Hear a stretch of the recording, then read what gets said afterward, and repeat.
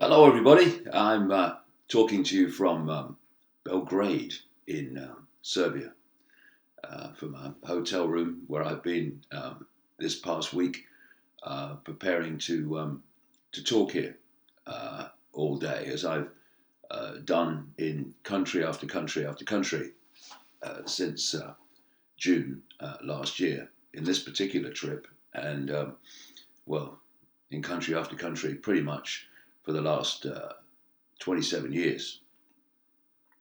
And I open my remarks with that because there's no question that minds are opening all over the world like never before.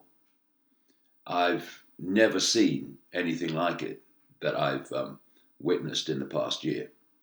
In country after country, culture after culture, people are looking at the world through different eyes. Of course, not still the vast majority, but more than ever before.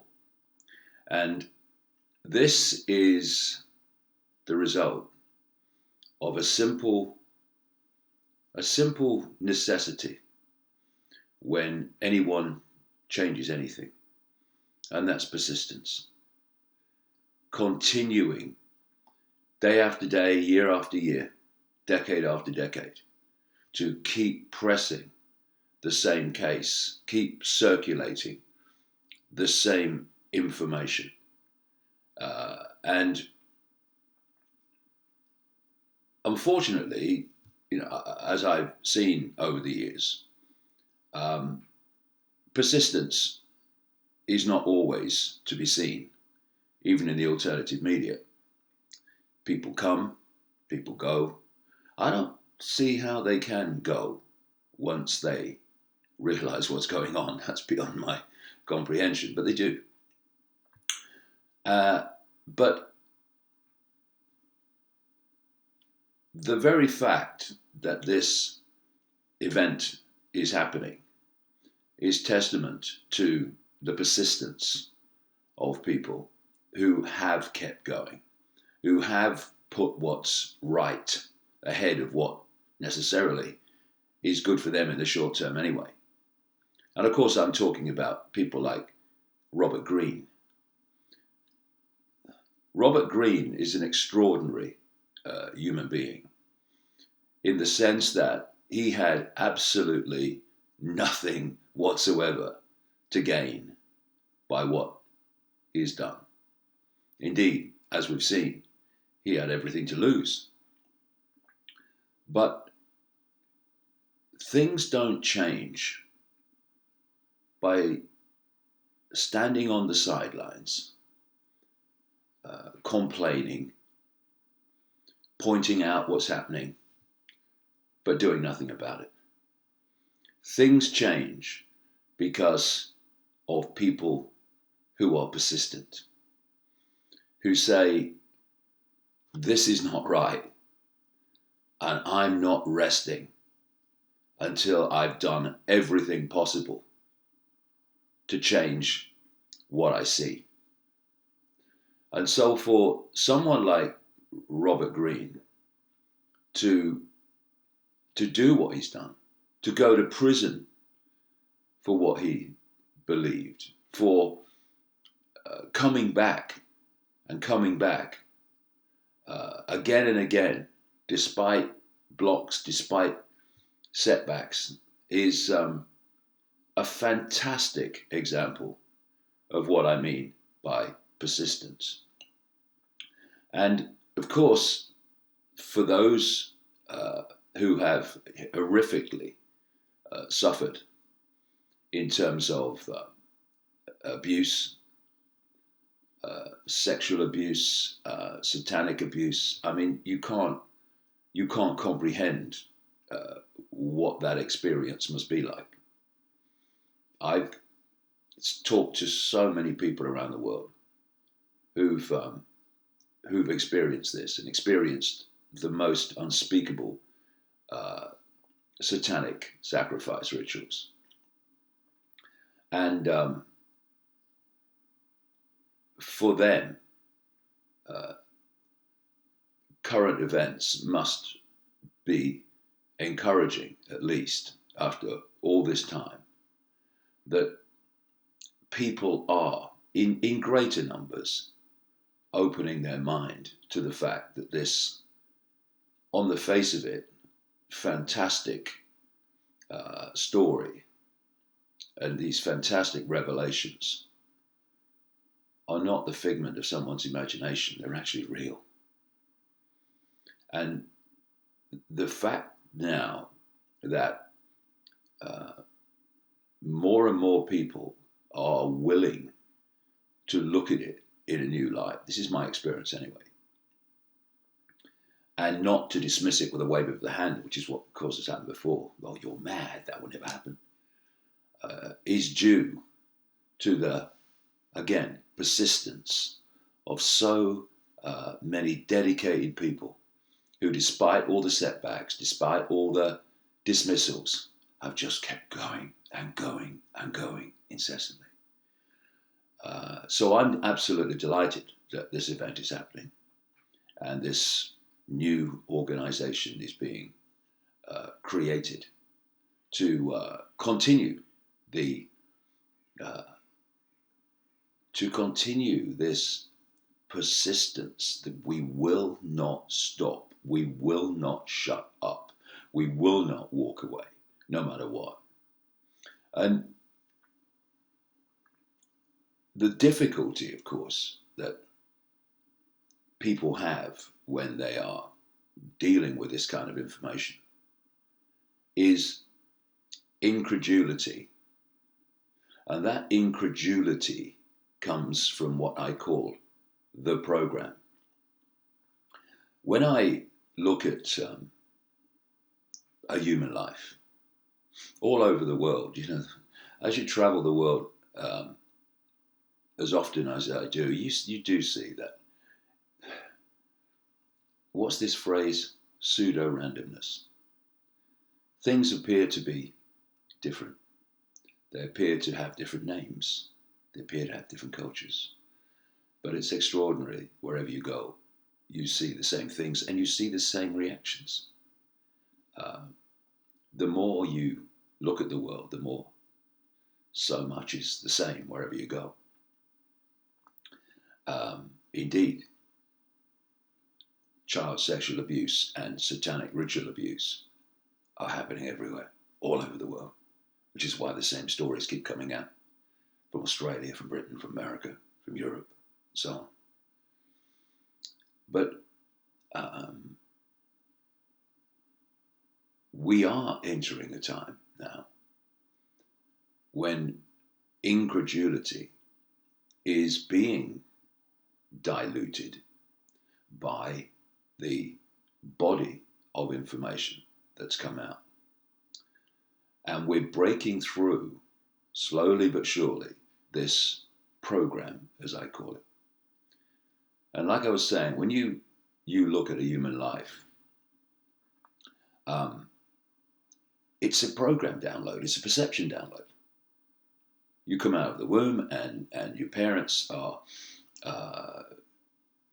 downloading their perceptions to you immediately because they've been through the same program you're about to go through. You then go to school in a dramatically short time, 3-4 years.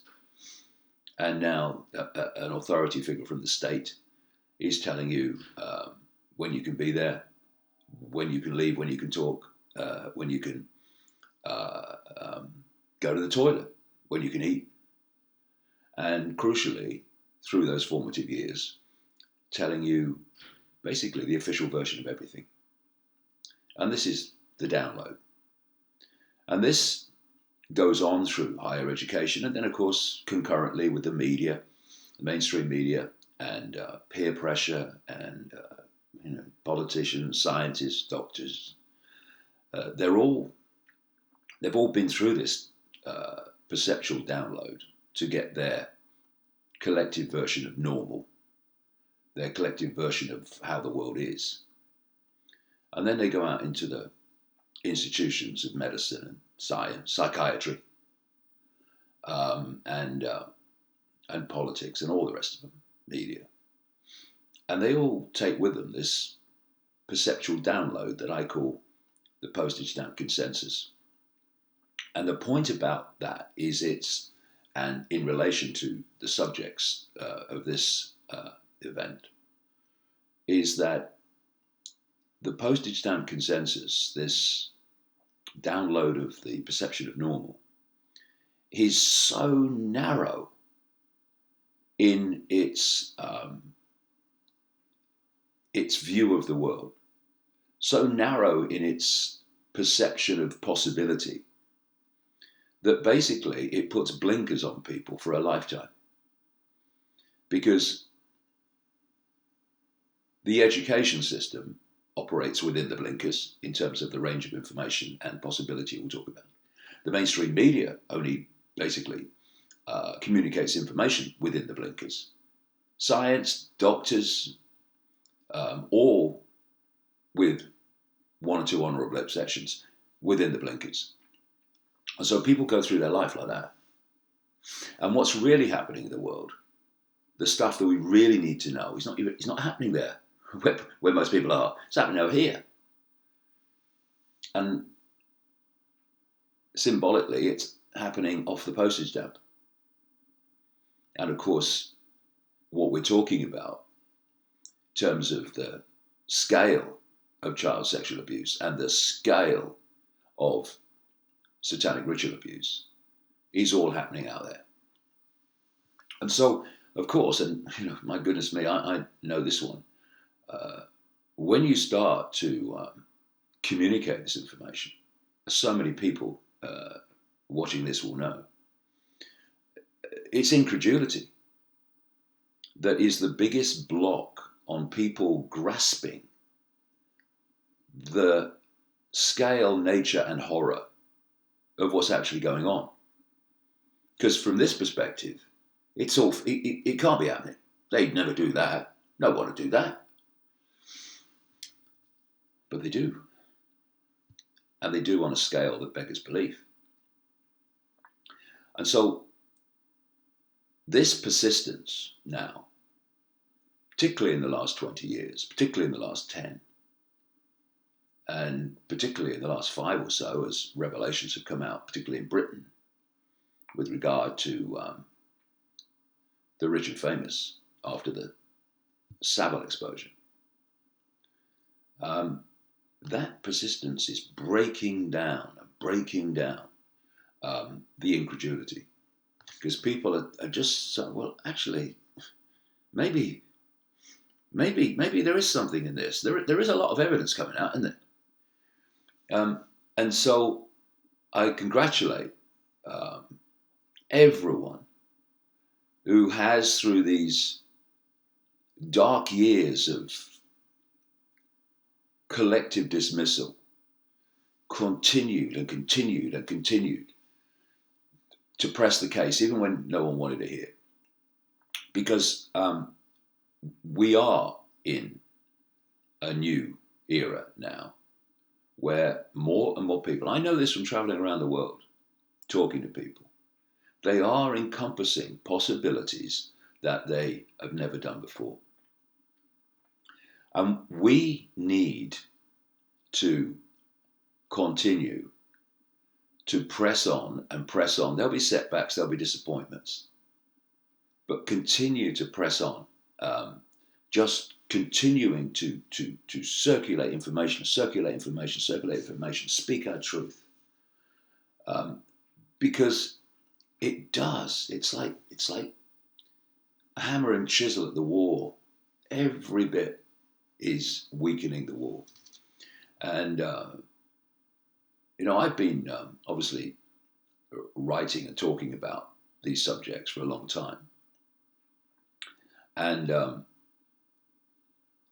I know how they were dismissed at one point, and still for many people still dismissed, but not by as many, and not as vehemently as before in so many cases. I remember back in the 1990s, the early 1990s, when I first came across the fact that this was going on. And I was in America at the time. talking to nobody, by the way. you know, talking to 8 people in Chicago or near Chicago, stuff like that, and speaking in people's front rooms, getting up the next morning and driving to the next place to speak to nobody. And it went on week after week after week. But again, persistence. You keep going, and the waters eventually start to break. And when I came across it, it was shocking, but something within me felt this is real, even from the start. And I was fortunate in the sense that as I traveled America in those weeks when I first came across it, we're talking well into the 1990s. I was fortunate that because I was traveling so much, I was meeting so many people, and the evidence, the information, the stories, the accounts, the people I was meeting built up a body of credible evidence for me very quickly. And when I came back to Britain after that, synchronistically, the same started to happen there. And so from the start, it felt right to me that this was real. And of course, in the years and years and years that have followed, the scale of supporting evidence has been absolutely massive. Of course, I go into areas relating to all this that many people that are exposing it don't go into because it's too far out, even for them. But when you talk to people who've taken part in these rituals, often with some of the most famous people in the world, what they describe in terms of entities that these rituals interact with is not only relevant to the subject itself, it's actually relevant to the entire world, the entirety of human society. Because although a lot of people still can't expand their perception to encompass this, satanic rituals are not happening for the sake of it. It's done for a reason, especially the major ones.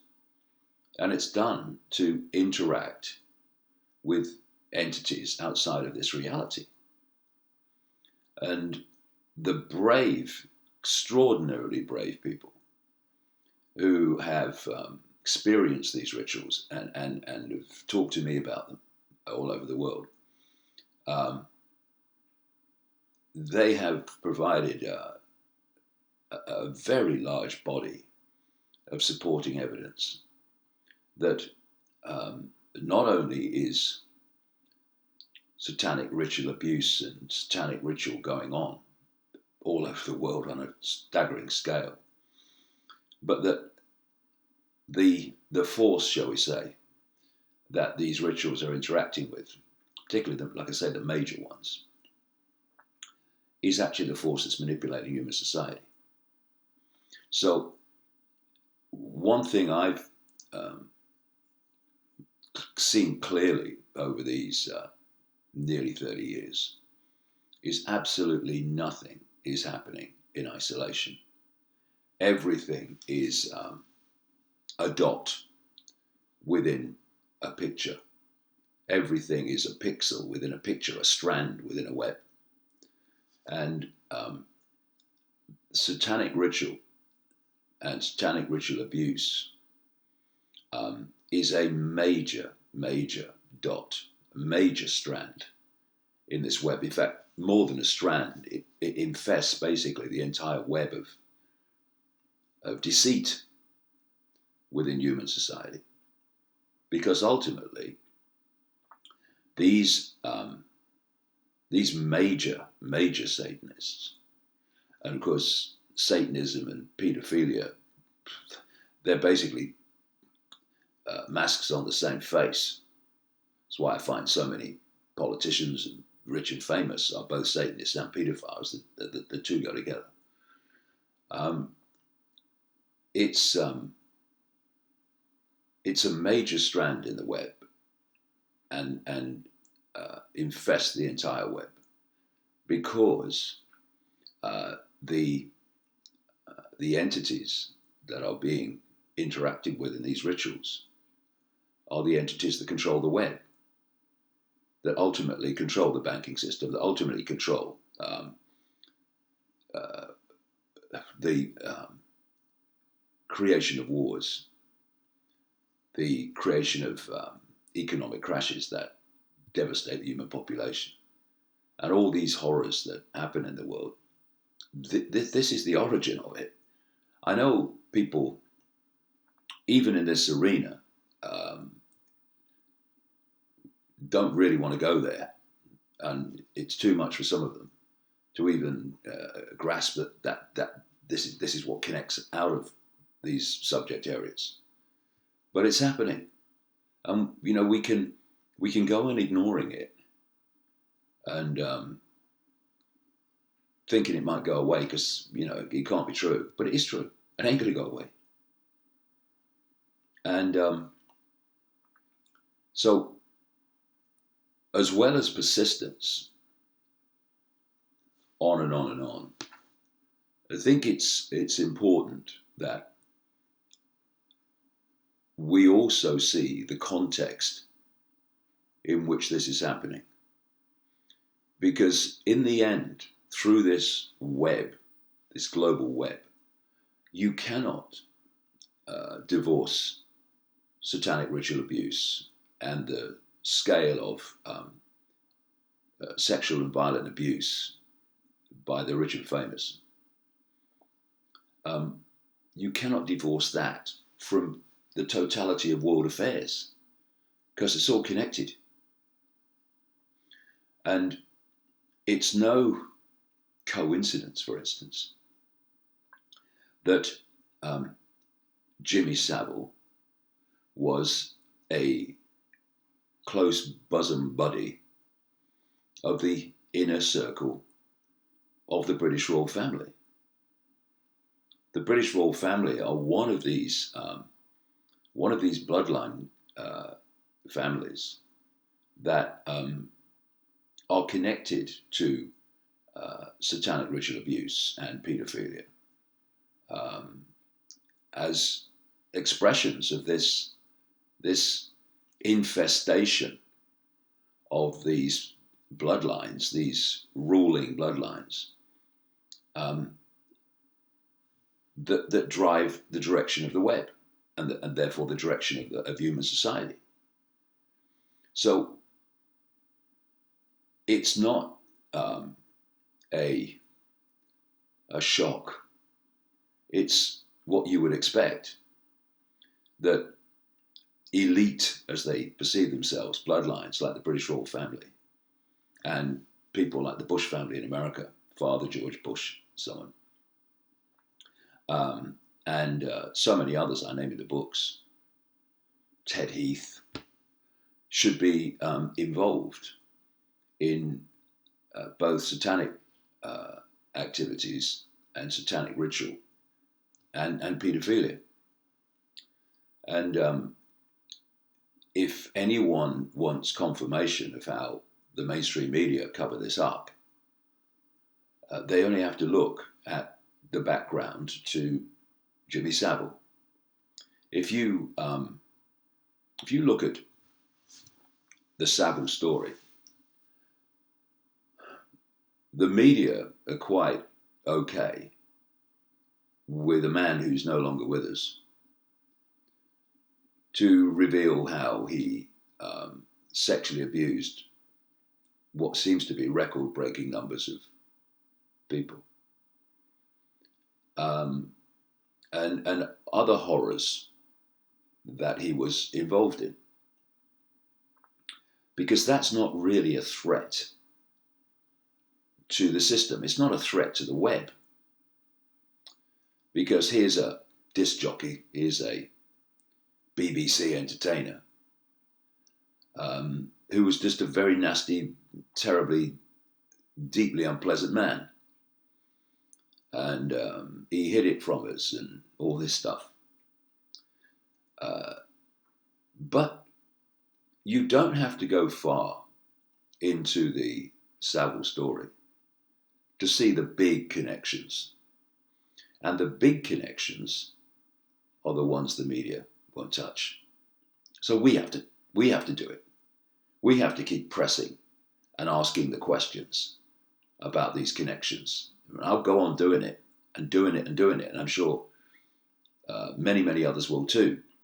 Because there's a few simple questions which take us from Savile into the echelons of this paedophilic, satanic bloodline network. First of all, why would the British royal family have a disc jockey? A very strange man. I mean, even by the way he acted in public. And as the decades passed, an aging disc jockey with apparently no obvious source of income, but he had incredible amounts of money, and houses and cars. And he was an inner circle member of the royal family. Or an inner circle bosom buddy of the royal family.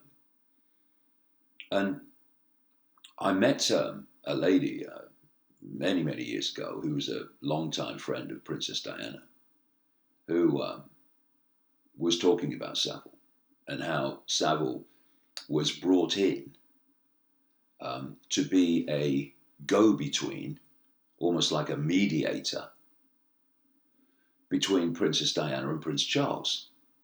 What? A disc jockey? What's going on? So clearly there is more to know. Then you look at the fact that Savile said that he was brought in to the royal inner circle in the 1960s by Lord Mountbatten, a known paedophile. Lord Mountbatten, of course, was a mentor to Prince Charles and Prince Philip too. This friend of Diana told me that Savile was, until they fell out, a very close friend of Prince Philip. Now, the way this has been explained is that the royal family didn't know. Okay. Yeah, they're all okay. They didn't know. All right. What Savile was? Well, they must have known what Lord Mountbatten was because people outside the royal family did, so they must have known. And we now know that the police knew about Savile and did nothing about it. We therefore clearly know, and for other reasons too, that British intelligence knew. And Special Branch, the intelligence wing of the police, knew. And one of the reasons we know is that you cannot cough close to the British royal family, let alone be on the inner circle, and British intelligence not know everything about you. So, quite clearly, British intelligence, which also, of course, has a massive, massive history and connection to paedophilia and satanic ritual abuse, they um, absolutely knew about Savile. And if they knew, the royal family knew. Of course they knew. But nothing was done about it. And this is where the media won't go. And there's another aspect to this. He was also a close friend of Margaret Thatcher. This same Margaret Thatcher, who was head of a government through the 1980s, which of course has been massively connected to the Westminster paedophile scandal. People like Leon Britton, brackets, got away with it, and others. So now we have a connection of this record-breaking paedophile, and of course he was involved in satanic ritual abuse, Savile, to the British royal family and to the Thatcher government, which, independent of Savile, has been exposed for its paedophilia activities. Another friend of Savile, Ted Heath, a paedophile, and massive satanic ritual abuser. I named him in a book called The Biggest Secret, came out in 1998. The passage about him being involved in satanic ritual was read to him within days of publication. The same week the book came out, he never did anything. He lived for another 7 years after that as an MP. Why didn't he do anything? Because it was true. Now, of course, 17 years later, there's an investigation, and we'll wait to see if that's covered up or not, because that guy's as guilty as hell. And this man was a major serial satanic ritual abuser and paedophile, and was responsible for the ritual deaths of extraordinary numbers of children. And he was a friend of Savile. So, you see, as everyone in this conference will know, you don't have to go too far from Savile before you're hitting these major names and these major questions. Why were they involved with him? So clearly, the media's covering this up. I won't go there because of where it will lead. Because although exposing Savile as a major, fantastic, record-breaking paedophile, etc., he's not a threat to the web as long as you don't make two connections far out from him. You make those connections not very far out from him, and the web's in desperate trouble. The web of control, the web of deceit, the web of manipulation. So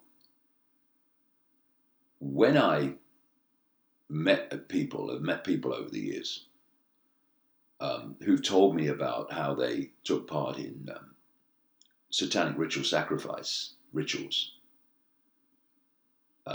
involving the royal family, involving the Queen, involving the Queen Mother, who was a deeply satanic entity, then it makes total sense of the Savile connection.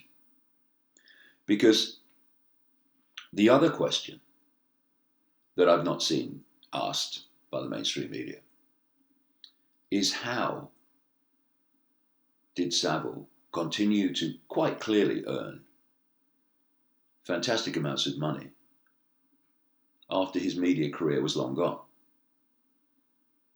He had house after house, he had very expensive cars, money was never an object. The reason was, and this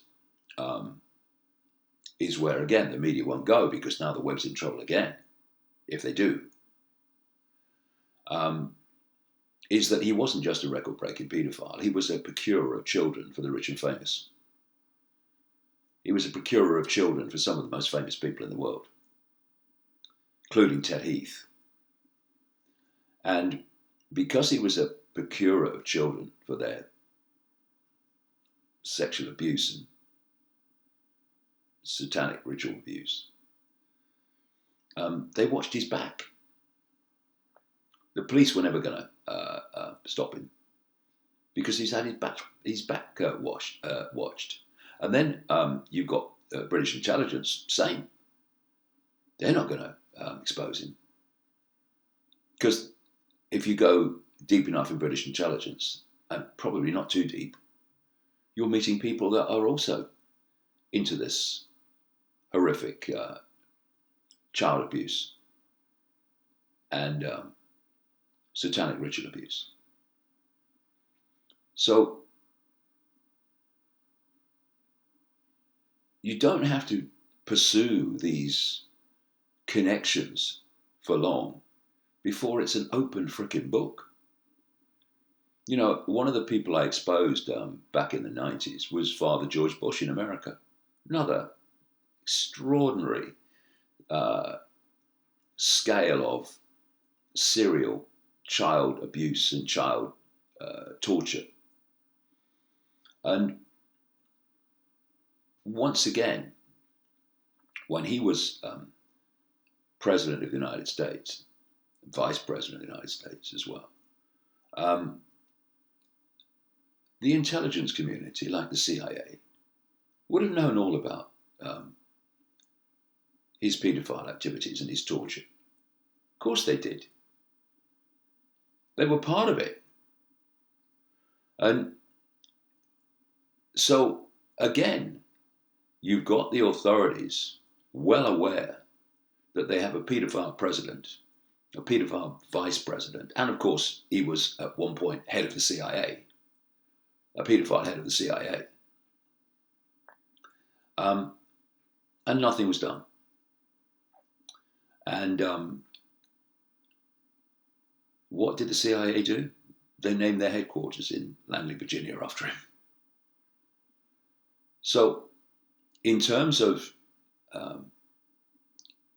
exposing all this, and through this persistence, making more and more people aware of what's actually going on, as opposed to what they're told is going on, it really is no good, as people at this conference will know, to go via the authorities, unless you are fortunate enough to drop with, again, that word keeps coming back, a persistent and genuine police officer of some rank who won't let it drop.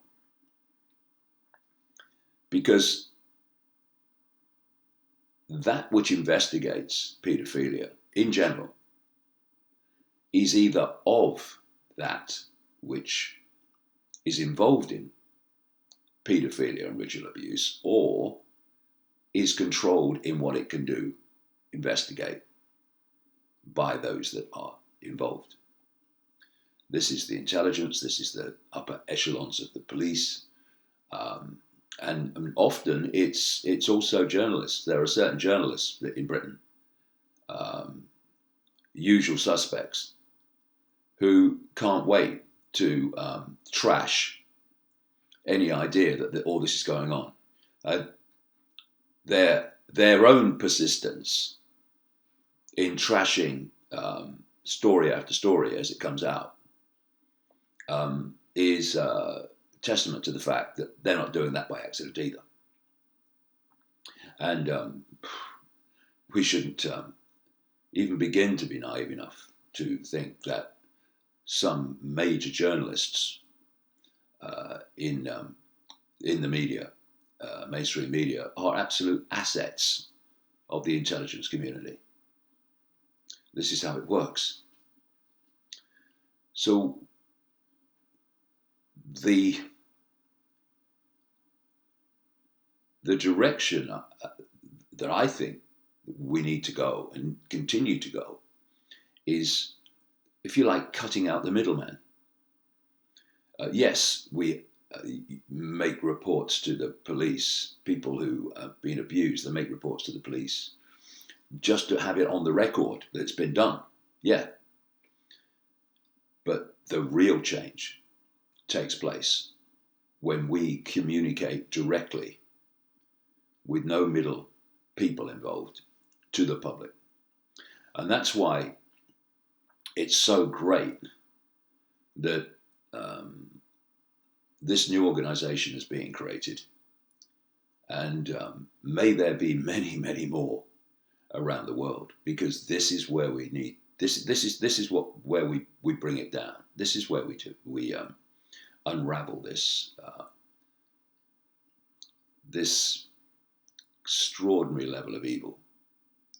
We do it by going directly to the public and getting them more and more understanding and more streetwise about the fact the world is nothing like they thought it was, and that there is a scale of evil behind world affairs that plays out through these forms of abuse that we need to highlight, we need to expose, and we need to address, because it's taking the world down a very dark, a very dangerous road that will, if we allow it to continue, manifest in a global society that would make even Orwell wince. So I'm much more encouraged that strides are being made in this area than I ever have been. I remember the lonely days of the 90s and so on, and even closer to now, where you were banging your head against something like that, a wall. And it's getting less of a challenge now. Well, I'm finding that. I can only speak from my experience. People around the world are looking at things that they would have waved away before. They're looking at them. They're looking at them in a new light. Because what we're doing by continually communicating at every opportunity directly to the public without any middle diluter or censor, we are breaking down this perception program of how the world is, how the world's ruled, and what's actually happening. And we just need to keep going and keep going and keep going and keep going and keep going and never stop. Because when you have people like Robert Greene, and Brian Gerrish has also been a great warrior of this information and exposing things and communicating it. You can see that this combination of information and persistence in communicating it, no matter what, is having an effect. And it's if you look at a dam,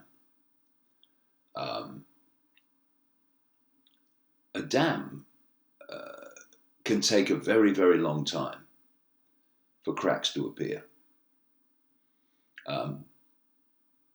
But the time between the cracks appearing and the dam falling are a lot shorter than the time it took for the cracks to appear. And we are now in an era where the cracks are appearing. And much as the system has tried so hard, and with some success, to put the lid on the post-Savile revelations, they're not going away. They're not going away. And we are in another era now. We'll take 2 steps forward and then we'll take 1 step back. Of course, we've all experienced that. Sometimes even 2 steps back. But then there's more steps forward. And I'm, like I say, I'm delighted that this organization has been created. It is a sign of the times. It is a sign that people in increasing numbers are not having it anymore. And another thing, I'll finish on this, is we've got to put aside personal consequences. Fear is not only the 4-letter word that controls the world, it's the 4-letter word that blocks and freezes human actions and human reactions and responses to things that need putting right and need exposing. Where people say, I really need to say this, I really need to do this, but what are the consequences for me? And so many people will say, consequences, potentially, not good. So, not doing it. We need to put that aside. You know, from where I'm coming from, in terms of reality, we're all consciousness.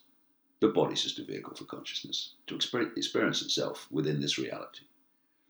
At what we call death, the true self leaves the body as consciousness, as awareness.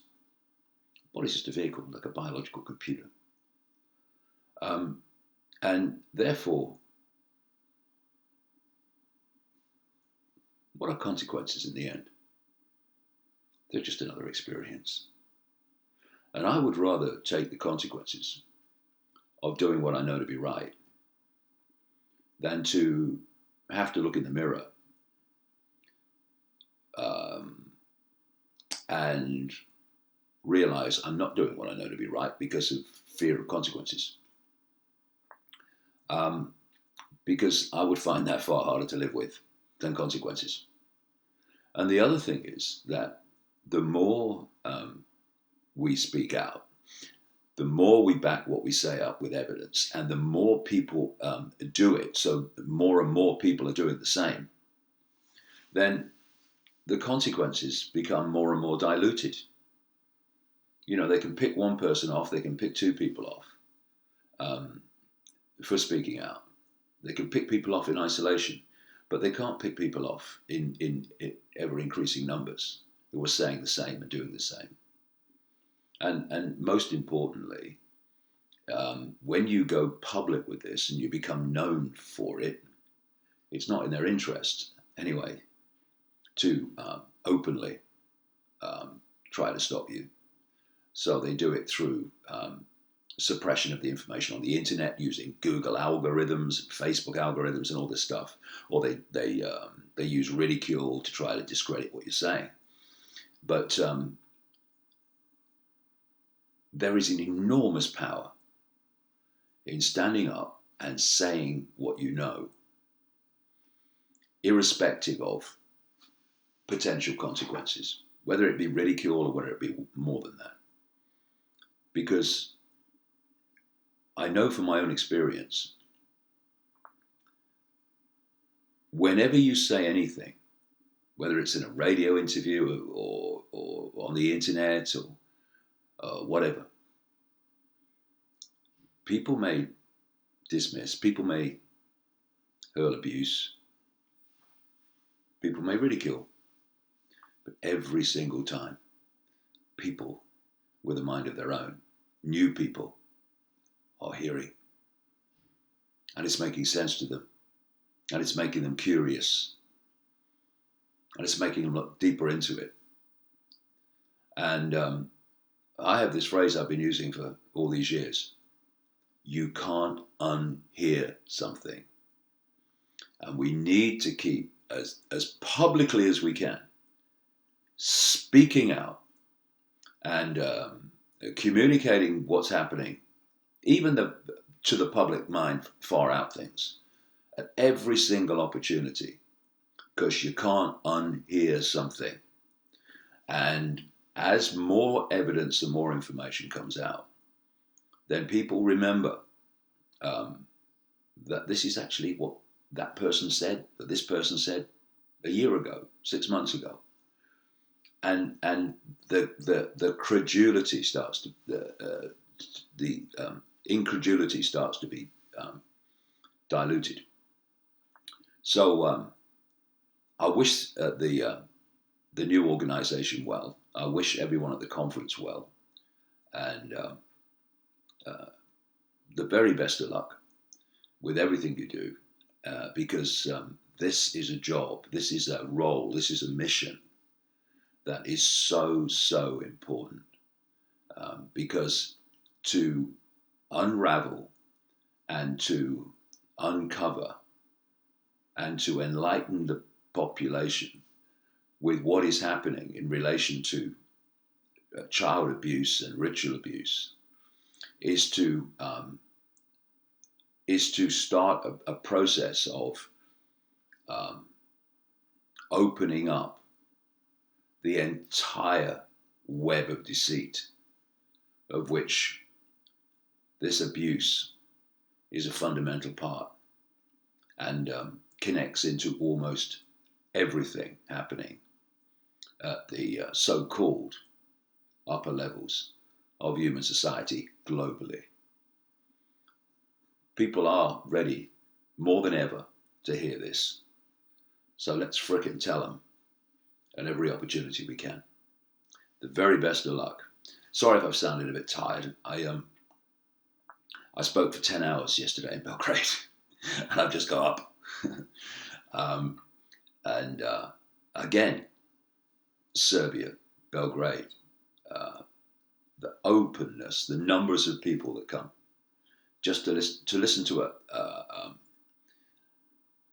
a talk which is being translated through their ears while I'm talking for 10 hours. It's extraordinary, the interest in this information now. So let's take advantage of that and let the explosion of revelation continue. Bye for now.